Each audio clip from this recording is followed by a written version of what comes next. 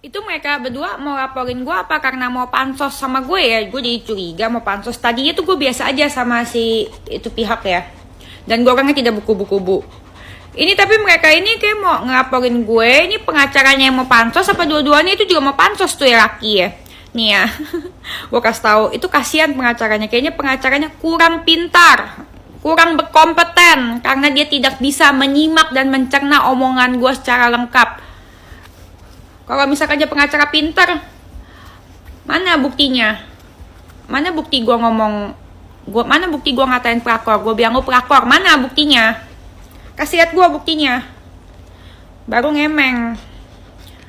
Itu mah dasar pengacara kurang klien. Pengacara kurang klien, pengacara mau pansos nimbrung urusan rame. Zaman sekarang tuh gue perhatiin banyak loh pengacara yang begitu loh. Yang nimbrung sama orang yang rame, kasus-kasus yang rame, gak malu ya? Halo Sobat Fakta Bang Pin, ketemu lagi dengan Bang Pin yang terus mengabarkan fakta viral seputar selebritas tanah air yang terus saja bikin berita. Dan dengan berita mereka tetap eksis di ranah media. Kali ini berita soal Dennis Karista yang sebentar lagi nampaknya akan berurusan dengan polisi. Apa pasal? Karena dia tidak mau minta maaf. Nah, bagaimana ceritanya, bagaimana kisahnya? Yuk kita simak saja kupas tipis-tipis fakta Bang Pin kali ini.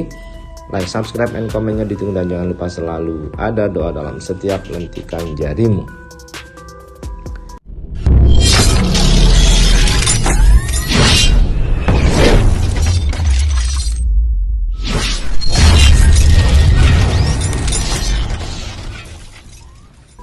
Kita lansir dari Great Fame. Dennis Karista tolak mentah-mentah permintaan warganet untuk minta maaf kepada Fuji setelah menuduhnya pelakor. Pernyataan Dennis Karista beberapa waktu lalu sempat membuat gempar jagat media sosial, termasuk para penggemar adik mendiang Bibi Ardiansah, yakni Fuji. Bagaimana tidak, Dennis Karista secara belak-belakan menyebut Fuji sebagai pelakor di antara hubungan Tarik Halilintar dan sang mantan, yakni Chandrika Chika. Seperti yang diketahui bahwa Tarik Halilintar memang sempat menjalin hubungan spesial dengan Chandrika Chika waktu itu yang cukup singkat sebelum akhirnya mengenal Fuji dan menembaknya. Instagram Dennis pun diserbu warganet yang tidak terima dengan ucapannya. Ia diminta untuk meminta maaf secara langsung kepada Fuji karena telah membuat pernyataan yang jelas tidak ada buktinya. Bak tidak ada takut-takutnya, Dennis justru sesumbar menantang netizen untuk balik meminta maaf kepadanya karena selama ini selalu menerima hujatan. Tak sampai di situ, Dennis juga sama sekali tidak merasa bersalah karena menurutnya kejadian saat itu adalah bagian dari haknya untuk berkomentar. Namun nampaknya hal ini tidak akan berlaku guys, karena pengacara dari Haji Faisal sudah melayangkan somasi. Artinya, jika pengacara sudah melayangkan somasi, maka sebentar lagi akan masuk kepada laporan. Kalau sudah laporan, maka sulit untuk dicabut karena akan berjalan sesuai dengan ranah hukum yang ada.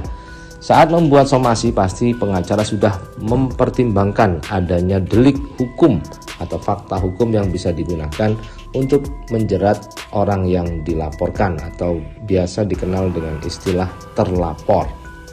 Karena itu nampaknya Dennis yang enggan minta maaf ini nantinya akan berurusan dengan kepolisian, dan jika tidak bisa membuktikan maka dia akan berakhir di hotel Prodeo atau dia pasti mengeluarkan uang untuk meng-hire pengacara untuk membela dirinya.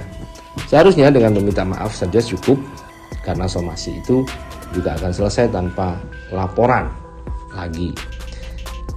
Dan memang netizen menyarankan hal itu kepada Dennis, namun Dennis tidak mau dan bahkan dengan sombongnya malah ngamuk-ngamuk membalas netizen.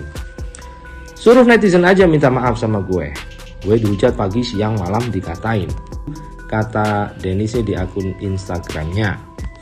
Minta maaf, kenapa? Kan gue dipanggil untuk mengomentari artikel.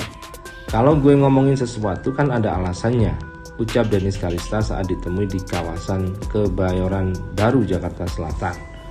Dengan lantang, Dennis mengatakan bahwa dirinya tidak takut jika pihak Fuji akan melaporkannya ke polisi atas perbuatan pencemaran nama baik.